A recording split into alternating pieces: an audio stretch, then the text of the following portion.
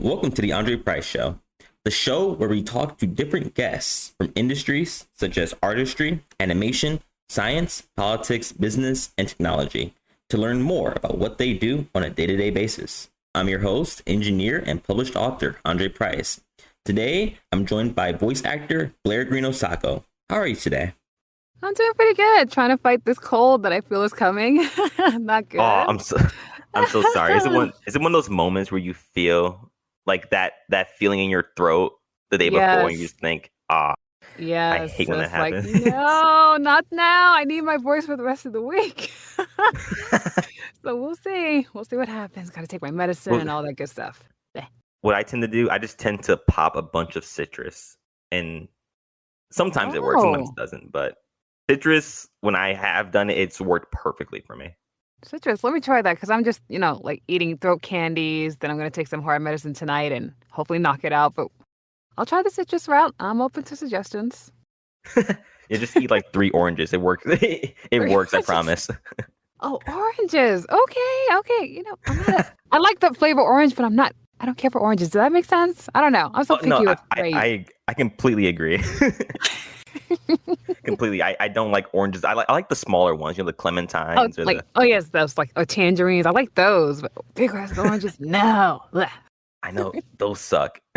They do. So, is this kind of when you enter the recording booth to film your lines for a video game or a TV series? Is this normally how the pre-show goes? You talk about citrus. We're just we're pretty much just being very random with each other, getting comfortable. If it's people that I do know and have a great relationship with, and then people that I'm just starting up for the first time, I'll see how they are. But honestly, they're still the same. They're just cracking jokes or singing some theme songs. Everyone is just so on my wavelength, literally. I'm happy to see that icebreakers are kind of a consistent thing throughout the entertainment industry. Oh, yes. Got to get everyone comfortable, Yeah, exactly. So first, I want to welcome you to the show. And I'm just going to ask a few questions. Sure. And hopefully we all have some fun. So I guess my first question to you is, how did you get into voice acting? Where did it all start? Okay, that's a good question. And my story is not that original, but I've always loved in regards to voiceover. As a kid, I would like to watch cartoons, play video games, and I would always catch myself playing along, out loud, repeating the characters that I was playing as. I would repeat their lines or make up my own character and play along like I was actually in the video game or the animated series, what have you. And as I got older, I'm like, oh, well, I'm older now. I'm going to do corporate America stuff, what have you. And tried that. Didn't really work out. And I was complaining to my husband one night because I was like, I don't want to go back to corporate America. I just quit my job. And I'm like, what should I do? And he tried to figure out with me, brainstorm, what should I do? So he's like, okay, well, what was your dream as a kid? And I'm like, okay, seriously? I don't know. I wanted to be Sailor Moon or an animated hero character, but I can't do that. So, I would voice along with them. And then he responded back saying, okay, so why don't you do that? Why don't you be a voice actor? And as much as I love to tell my husband no, I couldn't say no to that. That actually stopped me in my tracks. It made me go, wait, You have a point. You're right. Yeah, you have a point for once. Okay. I can't shut you down. Once. Okay, maybe more than once, maybe 5 times. But anyway.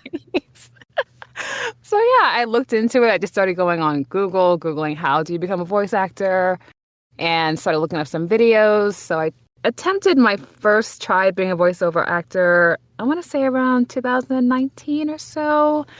Went on Casting Call Club, auditioned. Nothing happened, so I said, I'm done. But then the pandemic happened. First attempt. Exactly. The first attempt, my first rejection. Well. Yes, my first rejection. I'm like, never mind. I don't like this feeling. But yeah, picking back up. So, COVID happened, of course. And I want to say it was around really 2021. I was watching Anaris Quinones doing a panel at DragonCon, and everyone was still home doing this virtually. And then I saw her just talking about how she's still doing voiceover, recording in her vocal booth in her closet. And just seeing that just gave me the inspiration to, jump back into it. So I did, and the rest is history. So nice. Did you start out? Did you start out with a recording booth in your closet as well? No, I didn't actually. No, I didn't. You know how I started? Honestly, I just started under a blanket. Under a blanket recording with my cell phone. That's literally how I started. Honestly, that's a humble beginning, if any. Yes, and that's possibly why I failed that audition. To be fair, you should hear some of my first attempts at voicing anything. There was a constant echo in the background. You could hear like the sound bouncing off the walls. Oh, wow. Oh, yeah, I remember those days too. I wasn't, when I first started upgrading, there was a lot of trial and error, but I think I'm okay now. I think. So what kinds of characters do you enjoy voicing the most? Oh, I want to say all of them. I don't really have one that I really want to say, oh yeah, if it's going to happen like this character, I definitely always want to play this type of character. I don't have a favorite, to be honest. But I guess if I can say which characters I like to voice the most, ones where I can like get a laugh out of someone. Like, yeah, I like characters where I can be very, I can be funny or just say something once again that I get a laugh out of someone. I like those type of characters the most. Honestly, it's completely fair. I feel like those types of characters do have a lot of memorable one-liners. They can just hit and say, and it's completely just quotable. Exactly. Yes, I want quotable characters. I really do, because I end up quoting a lot of characters that left an impression with me. Because they said something hilarious or inspiring. Which one of your? That's also true. I mean, we love to inspire the people consuming the content. Exactly. What's one of your favorite one-liners that you've done? Oh, wow. You're putting me on the spot for this one. Like, okay, I got to think now. I got to ask the tough questions. Yes. Like, okay, I'm trying to think of what characters I like that had some awesome one-liners. Okay. If I could pull from Amanda, of course, because that's the biggest one I got so far. Let's see. And that's the thing. This line isn't a comedic line, but I would guess, I would say, won't you have the little kitten? That's one of my, I know that's not a funny line at all, but that's a line like I just automatically think back to, especially when I started recording it in that live director session. That line stuck with me a lot. Honestly, I can understand that, and I can see why. You stuck me there. Oh yeah.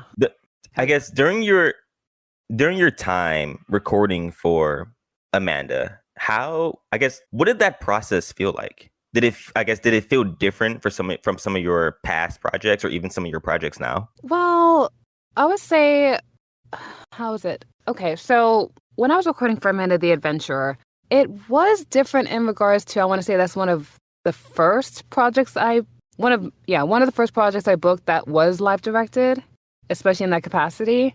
Mm-hmm. And what was different about it is, I did get the script beforehand, but most of the time I would kind of wait till the day of to look through it briefly because I just wanted the emotions to be fresh. I didn't want to rehearse my lines so that it would sound predictable. Like, oh, I already know what I'm going to do, what I'm going to say, how I'm going to say it, how I'm going to feel it.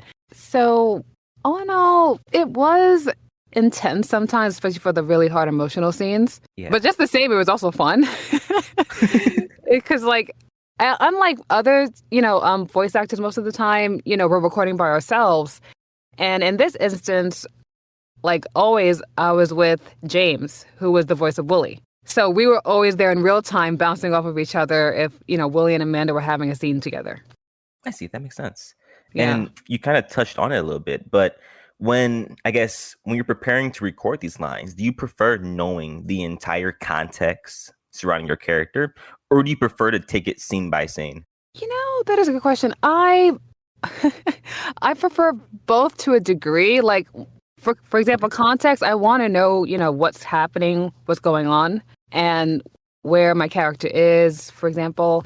That would greatly help sometimes, but at the same time, when I was working with director Melissa, she would bring me up to speed. So before we would even get into the scene, she was like, okay, this is yes, Melissa, as well as Patrick, they would bring me up to speed on what's going on, where we are. So yeah, to pretty much answer your question, I do like context, but at the same time, I also appreciate that sometimes they didn't give me the full 411. They'll just kind of leave some a little ambiguity. Yeah, oh God, I'm slurring my words here. But they would leave a little bit of a little bit Trust to me, the I relate. imagination. Yeah, they will leave Trust some. me, I completely relate. Thank you.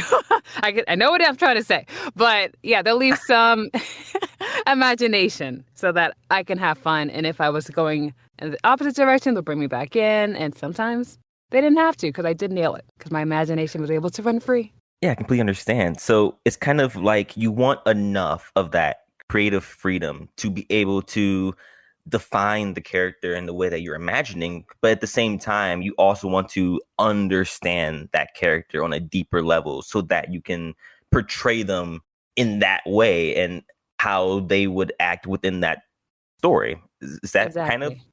Yep. Nice. Exactly. Okay, That's nailed it. That's it. Thank you for trying to understand what I'm trying to say because I'm like, oh, I hope I'm making sense. No, you made a lot of sense. Thank you. Have you cosplayed Amanda yet? Well, technically I did when I was younger, when I was 8. Like there is a picture I think I posted on my Twitter when I first announced I was going to be the voice of Amanda. And there's literally a picture of me.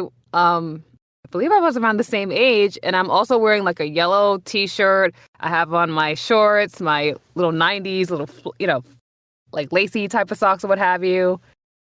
And the only difference is I didn't, my hair wasn't thick and long enough to have the two puffs. But I'm like, yeah, I look like Amanda at that same age. I think so. The role was meant to be. It was fated. Pretty almost. much. I guess you could say. Yes, it was. I know As you an adult, mentioned as an adult now. I know you've expressed interest in the past of potentially cosplaying some of your characters. Is there one that you specifically had in mind? Actually, I know I keep saying all of them, right? I mean, Yes, valid yes. answer. Yes, I do. To be honest, I just announced that I'm voicing this new character now called Nadira, and I love her outfit. I would love to cosplay as her if I could. It's right up my alley on clothes that I would kind of wear. Like not 100%, but it's kind of similar. It's like, oh yeah, I can wear white leggings. I can wear my headscarf, have some little like neck, headband jewelry. I would like to wear stuff like that. Yeah, and the earrings. Yeah, Yeah, of course. Yeah. Simple cosplay I can do. Hey, makes sense. Anything's valid. Yeah. Speaking of new roles, I know you're voicing Calypso in Serenetta Part-Time Mermaid. How is that going? If you can say. Oh, yes, I can talk about that. Honestly, I finished recording for that way back now, just pretty much waiting for everything to be animated. And the last Kickstarter they had, they did meet their goals, so yay. Nice, congratulations. Yes, thank you. I'm so happy for the creator. And other than that, I did have so much fun voicing Calypso because, I got to use an accent that I grew up around listening to with my own family, being of, Caribbean background. And like I said, it was just, I was so happy when I booked that role. Like, for once, I got to voice a character that I can relate to with my culture and whatnot. Mm-hmm. And, like, I just can't wait for it to be released. Like, growing up, seeing similar cartoons like that growing up, like it kind of reminds me a bit of course, The Little Mermaid, but also when it comes to the magical powers, like the magical girl type of theme, that I get to be a part of that. It's just so nostalgic for me that I get to something that I kind of grew up with. I get to be a part of now that I'm older doing voiceover. Oh, no, I completely understand that feeling. I think this genre that you've mentioned, and from what I've seen of the Kickstarter, it does give that nostalgic feeling. It reminds me of something that, we both watched maybe in 2007, 2008, 2009, maybe a bit later, but oh yeah, but for me my earlier. brain, yeah, or earlier. For some reason, my brain tends to lean towards the early 2000s when it comes to this genre of show with the magical girl and this nostalgic feeling you can get from those types of shows. Oh yes, definitely. Oh, it shaped my childhood, literally. And just now in preparation for the show, it's time to binge watch all the childhood shows just to remain in that feeling. Oh, I do. I mean, don't get me wrong, I still catch myself watching like cartoons that I grew up, that I grew up on. And it's so interesting. It's like, how to word it? Like looking at the voice actors I grew up with and, these old shows and then seeing how voice actors are now. I don't know. I feel like, how to word it? I learned from the old voiceover artists, right? But I feel like some things are changing with delivery. And I feel like I still got to stay sharp because I feel like I want to go back to how voice actors used to sound, but now they sound a little bit different. So it's like, it's so interesting to see how, voiceover is changing in a sense. Like when it comes to animations, it's interesting. I see. It's kind of like good practice. It's interesting to see where we started versus where we are ending up within that industry. Like, exactly. I guess comparing voice acting from the 1980s to 2026. Exactly. Big difference. That's it. Mm-hmm. Big difference. So how did the process go with landing the role of Calypso? Oh, sure. So pretty much I did see the casting on Casting Call Club, and I auditioned, and I forgot how many weeks it took to hear back, but pretty much the creator reached out to me and said, "Hey, I liked what you did, and I would like to offer you the role of Calypso." That's it. Nice. Oh. I just auditioned. Well, congratulations. Although these congratulations are probably a little bit late now, but congratulations. Oh, no, I still like to hear them, I hear a lot of objections, so I like to hear congratulations too. I don't hear a lot of those. So, up to this point in your career, you've voiced in both video games and you've also voiced different TV series, indie series. You've also been on podcasts. What would you say, I guess, the differences are within voicing within these different mediums? I want to say sometimes it's really up to the creator, but it's just the way one would deliver the lines in terms of style. So I do notice for podcasts, it's definitely going to sound more realistic. Like pretty much when you close your eyes, it sounds like people like you and I just having a natural conversation. Yeah. Video games are going to be, well, depending once again on the genre, I would say it could be very dramatic, like very cinematic. And then, and then once it comes to animation, of course, depending on if it's going to be Western animation and once again, what the director wants, it could be a mixture of both. It could be cinematic or it could be grounded or it could be very natural or it could be cartoony. It really depends. So, of course, you got to be trained when you take your coaching to be a voiceover artist or in general, just what style you got to look for. And most of the time, I want to say the directors do give you a heads up what they're looking for. Whenever you get your audition, they'll let you know, okay, this is the style I'm going for when you do, when you pretty much act out a scene. Sometimes. Sure. Sometimes. Yeah, fair enough. Sometimes. Sometimes. Yeah. Or sometimes they just say go crazy and yeah, wherever the first take is, that's what goes. Pretty much. Just see what sticks. So when it comes to acting, I guess this works across all different mediums. There are certain skills that voice actors, that some have. And I know one of the skills that you have is that you can cry on cue. Is that correct? Okay, you know what? I want to say yes to an extent. Like, I feel like if I'm by myself and I'm not under any pressure, yeah, I can do it. But as soon as if I'm put on the spot and there's pressure, it's like, wait, no.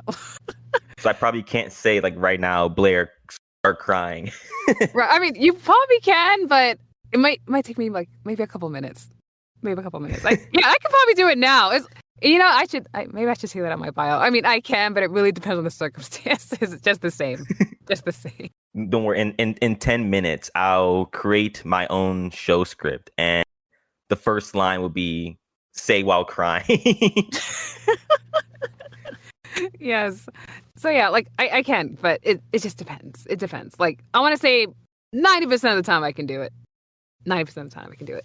Okay, that's fair. And I guess how much practice did that take to be able to do it with 90%, I guess, accuracy? You know what? I think it's just life because pretty much, when I'm still learning how to act, by the way. I don't come from an acting background, so this is still very new to me. But just from the Meisner technique, just trying to find experiences in the past that you can reenact when it comes to a certain scene. And I am taking, once again, some people don't like to do this because, this is bringing up emotions you possibly don't want to deal with. But I do it in a safe manner. For example, I'm trying to think of one situation where I didn't do it safe and I should have done it safe. Once again, going back to A Man of the Adventurer, excuse me, when I was saying, won't you help the little kitten? I was, of course, drawing back from when I lost my cat, Diana, literally 4 days before production of, doing this session. Yeah. So the emotions were fresh. So, thank you. But yeah, the emotions were fresh. So, of course, I can call it up then. But then in another instance, I was trying to do this audition recently, and it called for crying at the end. And this time I was just crying. I decided to get into that headspace because, whatchamacallit, oh God, this is, sorry. It's hilarious now, but at that time I was like, okay, I can't believe I'm using this. I was running back into my booth because I just had to, this audition was due in like less than 10 minutes. And I ended up stumping my toe. Oh. Really hard. So, I'm just like, as soon as I come in, I stomp my foot on the door, like right to my booth. And I'm like, okay, let's do the scene. That helped. Yeah. So, yeah, I want to say it's the safest way to do that either. But yeah. Just finding another way that I didn't have to, use a past experience. That was more realistic because it hurt. Honestly, I'm trying to just imagine which one would be better, and it's just kind of a coin toss of not great and not great. In the end, it's up to the director what they want, and that reminds me too. Speaking about crying on cue and whatnot, I remember just seeing a recent video from the voice actor Jim Cummings, and he was someone asked him, "How do you cry and not sound fake when you do it?" And he said. And I actually am going to start trying this approach as well. He said it's hard not to cry. So if you have an emotional scene when you're supposed to cry, try not crying. And he showed it, and I was like, that makes so much sense. Oh. Just holding it in, just, trying not to cry and catching yourself, like, something like that. That works, opposed to just, like crying. Like, yeah, the first one I thought sounded great the way I just did it, opposed to really trying to cry, just, no. They both were perfect. Oh, thank you. Yep, of course. You just, but I'm sorry to tell you this, but I can't pay for those 2 crying lines you just did. Oh. So I hope those are freebies. Yeah, my 2s are free. It's okay. You can send me the receipt after the show ends. Yeah, after. Okay, just IOU for the Blair's tickets. So. This conversation reminds me of a show that I watched. It was an anime about, I guess, acting. And one of the lines the character stated, she said that it was a crying scene. Mm-hmm. And she said that she wasn't exactly fake crying. It was more so remembering something, but upping the emotions of how she actually felt in order to finish the scene. I guess, in your experience, would that be relatable? Or is that line in itself an exaggeration of how it normally is? Oh, no, not at all. I definitely see where she's coming from by saying that, like, upping the emotions even more, because that is something I hear a lot from directors for certain things. Like, let's say you have a line, and if you can interpret it in such, or once again, if the casting director gives you some feedback before you even send an audition, letting you know, okay, this is, someone's about to die. How would you say this line? So of course the stakes are high, right? So something like that would be nice. I can see where that line you just mentioned would come into play, that you gotta up the emotions even more to make it sound more believable, let everybody know this is a really life or death situation. I completely agree. Yeah, and that's the thing where it's so hard to determine what in the end what they want or what is going to be the correct answer, because everyone handles that differently, Yeah, like that's true. Yeah, like for example, like depending on the situation for me in real life, I could be over emotional or I could just be very calm and upset. So you never know which one is the right one. It's in the end, it's what the director wants and what they believe is going to be the great take. What makes the vision come to life? Exactly. Exactly. Makes sense. And I guess I don't know about you, but one thing that makes me emotional is, beautiful environment, waterfalls, a nice sunset. And one place I think that has, many good environments is Japan. And Mm. and I understand you've lived in Japan for a time. Oh, yes, I lived there for 1 year. And before then, I would go and visit. And yes, the scenery in Japan is beautiful. I remember there's this one place in particular that I would love to go back to again. I was living in Mie Prefecture, and there was a city called Kameyama, which is Turtle Mountain, if we translate it. Mhm. And I would have to walk to my class because I was teaching English at the time. And it was like, I'm trying to remember how long the walk was. An hour. And An hour walk. an hour. And I didn't even lose any weight because of the conveni food. But anyways, there was like this beautiful place in that city, right? And once you got up to the mountain type of area, there was this beautiful lake, and there were trees surrounding it, especially around autumn time when the leaves are red and yellow and orange, and just seeing the tree and the leaves reflected in the lake, it was gorgeous. Like, I just wanted to just sit there and just watch it, but I had to get to class, so it was like, oh. But it was beautiful. But it stuck with you. Yes, it did. Honestly, I can imagine. Japan is on the bucket list for me sometime soon, and You so definitely gotta go. You gotta go. you're not even more hyped to go, and I'm even more hyped. You'll enjoy it. And- It's such a beautiful place.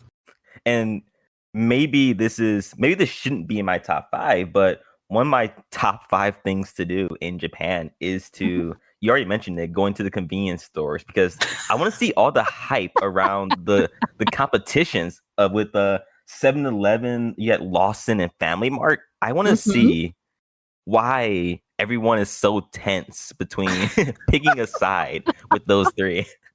It's like, okay, I went to most of them pretty much, and sometimes even certain prefectures or certain cities have their own type of, their own region brand convenience store. Like, I know, where I was staying, they had Circle K. I didn't see that much the last time I went to Japan, and I was in Miyazaki, Kagoshima, Osaka, Kyoto, Tokyo. I didn't see a Circle K, so I was like, you guys suck. But just the same, I understand why people have their favorite convenience stores, but, it's all about taste, I guess. Like, for example, there's a food that we usually get during the fall called oden. And all the stores sell it, but I like the way it tastes at 7-Eleven compared to Family Mart. Okay, I can see that. I can understand that. And even my mom, like, she came with us the last time we went, and her cousin, and they kept going to the conveni every day, literally. They would go to the conveni right down the hotel and just be like, yeah, we're getting our food. We'll see you guys later. We don't want to go out to eat. We just want a conveni food. It's like, what? What? Honestly, from the videos I see on YouTube, I can understand why. There's so much variety there. Yes, but eat other food too. I mean, conveni food, don't get addicted. You will. But try other places too. You Go to will. the restaurants, Eat more stuff. So, since you've lived in Japan for a year, how fluent are you in Japanese? Oh, it's 0 now. Oh, okay, I'm going to say 0, maybe 20% now. It's like before I left, I was starting to understand so much. I could kind of read the signs. I can have a decent conversation. But now it's just 20%. I can still understand more than I could speak, but I'm just like, I talk like a 5-year-old nowadays. I can't speak Japanese anymore. Honestly, that's relatable. I studied Mandarin for 4 years, stopped using it, and now I can kind of read it only.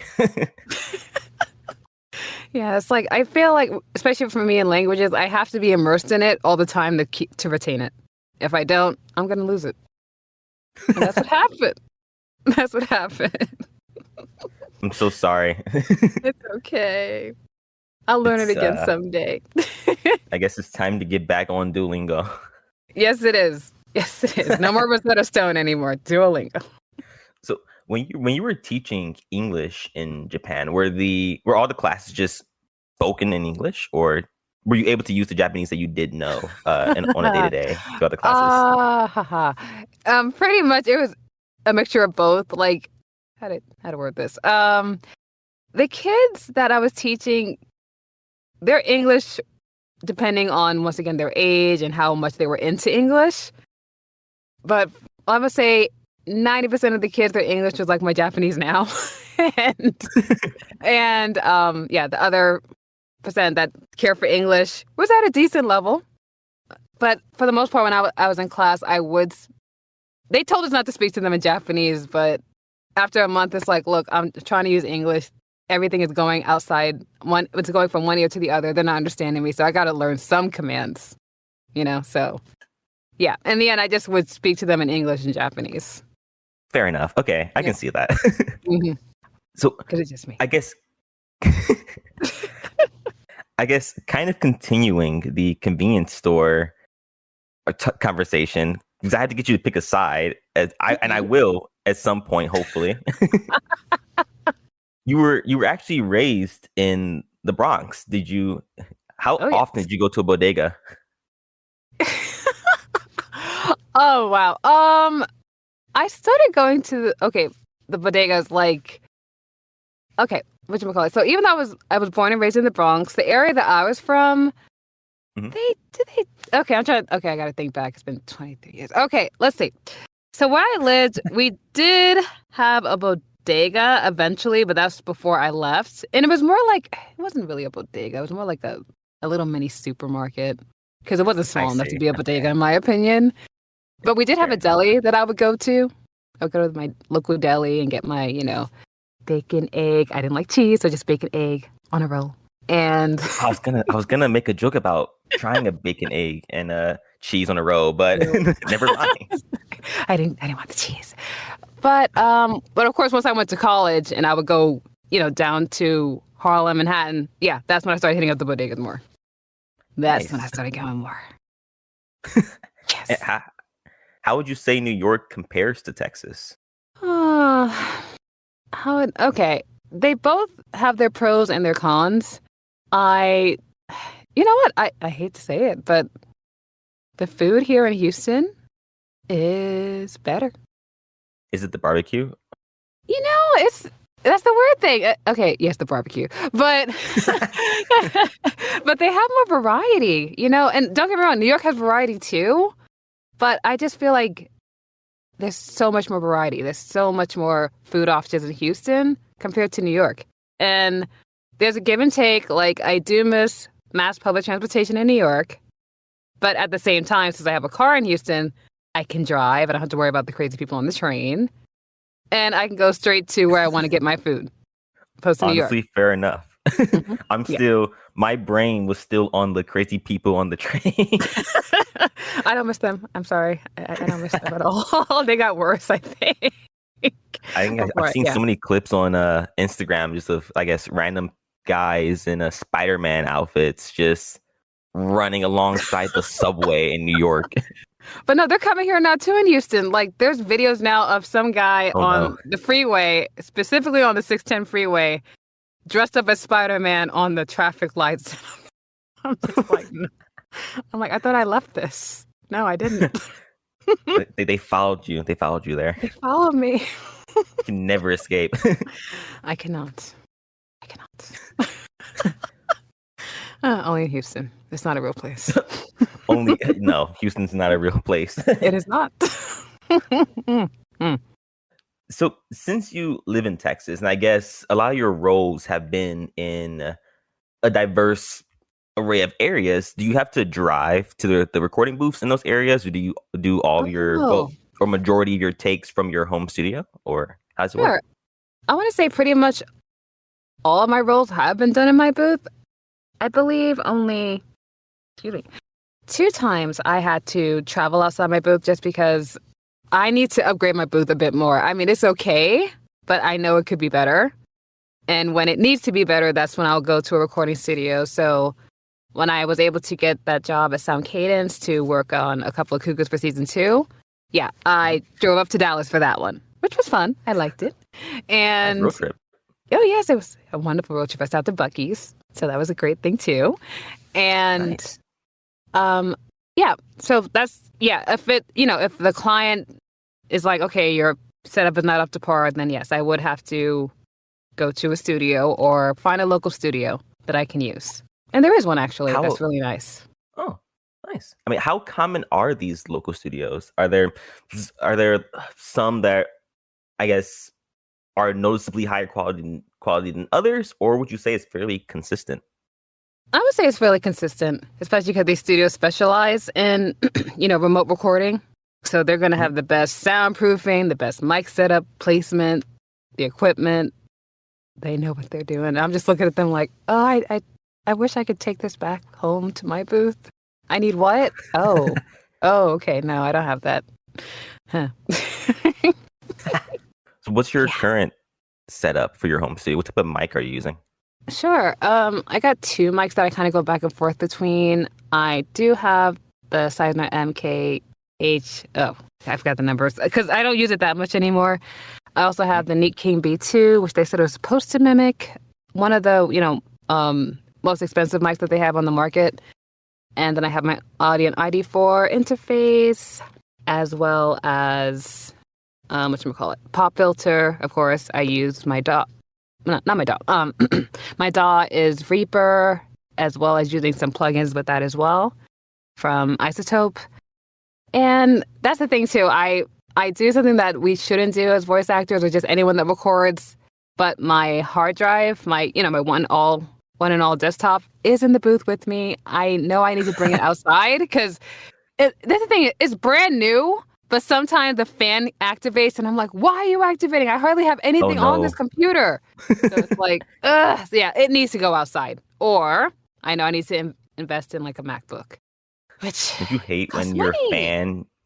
MacBooks do cost a lot of money. They do, but that everyone says you should get that. You don't have to worry about the fan. I'm like, I know, but buddy, hopefully by the end of the year, because I'm getting tired of the fan. I'm really getting tired of it. Don't you hate when the fan, I guess, turns on at the worst possible time, and for some reason it always sounds a million times louder than it usually is? Yes, it does. But it doesn't stay on for long. I might just go on for like maybe a minute and then it turns off, so I don't mind. If anything, I just have my eternal enemy as of now is the leaf blowers, the lawn people that come around here, as well as I'm very close to a private airport, so people that want to fly their Oh personal, no! propeller airplanes, I hear that sometimes. And the people now that, like, in my neighborhood that decided, oh, I want to have motorcycles or dirt bikes, and I want to drive them up and down my street. How many takes has that ruined? Oh, so many. So many. I can imagine you just had the perfect take. You were so happy with how recording went, and then a motorcycle just for 20 seconds just ruins it. I keep joking with my husband. I keep saying, I hope I don't end up on the ID channel for my neighbor from hell because I don't know. It's just going to take that one time where I just lose it. I don't know. But yeah, I need to move my booth. I don't know why. I was not thinking when I decided to convert this closet booth to my vocal booth when it's the one that's closest to the busy street. I should have moved it in the back, but I wasn't thinking. I was just like, I need to do this now. And I suffer. I suffer.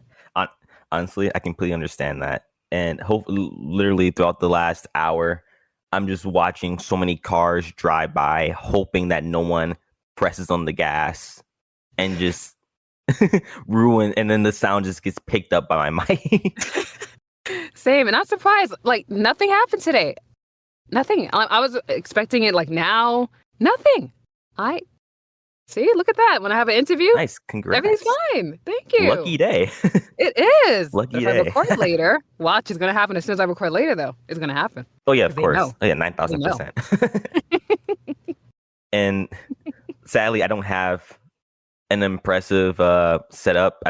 My mic is one that I got from Best Buy. That my producer got from Best Buy a few weeks Oh, ago it for sounds like good. Though, to me. $50. Oh, thank you. Oh, that's good. That's good. Start small, then move up. Move up. Exactly.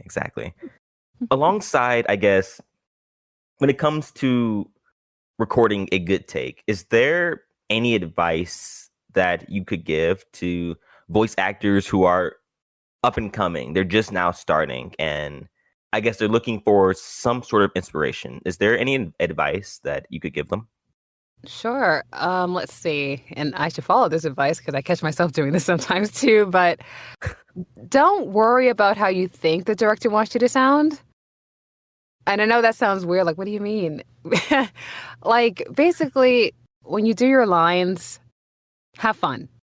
Don't worry about getting the job. I know that sounds weird because it's like, but I'm doing this because I want the job, which is true. And I still suffer from this every now and then, especially if it's a job that I really want.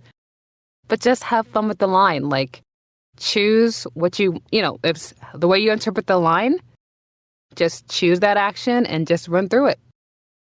Honestly, that makes a lot of sense. I mean, if you're not having fun or enjoying it, you don't want it to feel like a job. It is a job, but you don't want it to feel like a job. You don't want it to burn you out or become more cumbersome, right? Exactly. What is the main way, I guess, for voice actors to, I don't know if de-stress is the correct word, but de-stress from, I guess, a really tough session of recording or from a really difficult project?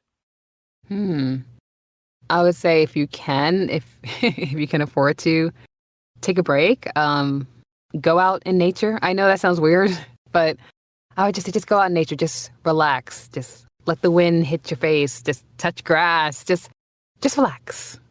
Go on a picnic. Yeah, go on a picnic or do what you like. Like whatever, if you like listening to music, if you like singing, if you like dancing, doing martial arts, do something to just help you de-stress. And for me, it is nature walks. So find what makes you de-stress and do that after a difficult session. Nice. I was going to make a comment about being happy that it's getting warmer again, but then yeah. But I don't think that applies to. Yeah. Oh, I'm not looking forward to this summer at all. It's gonna be hot, so hot. Oh, it's already hot, and now it gets worse. Yes, because then the mosquitoes will come out, and they weren't bad last year at all. So I know they're coming this year with a vengeance. For all the time they didn't bite me, they are coming. Don't let them ruin the nature walks. You know, the spray doesn't even work. That's the sad part. They still find a way. If I miss one little spot, they're on me. They're persevering. They're dedicated. I think they're zombies. They're zombies. That's what they are. So I was curious as to something you brought up earlier in the conversation. I know you use this specific casting call website, correct? Can you repeat the name for me? Casting Call Club. Do you normally use this for, I guess, a majority of your roles, or are there other sources, or have you just gotten a random call one day or a text on Instagram saying, "Hey, we would love to have you in our project"? Oh, good question. I would not say I use Casting Call Club all the time, but I do use it. That is one of my ways to audition. And what's also great about this site is even for projects I didn't book on it, I have been found on Casting Call Club. Like people reached out to me via that website, or they, just used that website to look further into me. And they were like, "Hey, I found you on Casting Call Club. I heard one of your auditions for this project, and I thought this would be great. Do you mind auditioning for my project or being in my project?" So I want to say it is a good website to, kind of get yourself out there. Once again, like I said, have fun auditioning, because even if you don't book that role, if people are just stumbling upon you and seeing past auditions you didn't get, and the director was like, "Well, you didn't make it for that cut," maybe some other director might be like, "Hey, I like that person's audition. I think I can use them." So you never know. Honestly, that's great advice. Because I know a lot of people who have definitely been wanting to get into voice acting. I think they would, take something from what you said and what you've said throughout the interview. So I think that's great advice. Thank you for giving it. And also, too, if I won't blow up anybody's spot, but I will say there are a lot of other more famous than me, voice actors that still use it, and they book roles on it. So I won't give out any names. If you guys want to, be detectives and see, oh, what big voice actor was on there or was on there. Yeah, there's some people on there still. Little scavenger hunt right there. Yeah. People still use Casting Call Club. You can use it. It's fine. Yeah.